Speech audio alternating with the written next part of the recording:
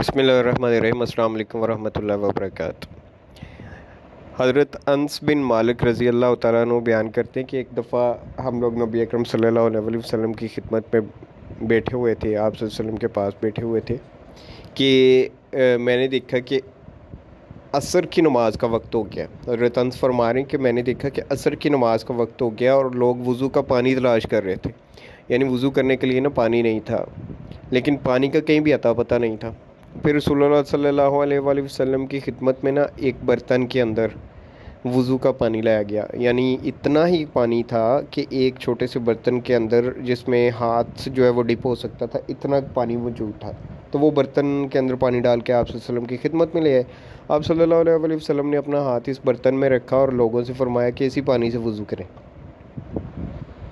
हज़रत अनस फरमाते हैं कि मैंने देखा कि पानी आप सल्लल्लाहु अलैहि वसल्लम की उंगलियों के नीचे से उबल रहा था, यानी कि उंगलियों में से पानी निकल रहा था। चुनांचे लोगों ने वज़ू किया, यहाँ तक कि हर शख्स ने वज़ू कर लिया। सही बुखारी में ये हदीस जो है ये वाक़या की सूरत में दर्ज है।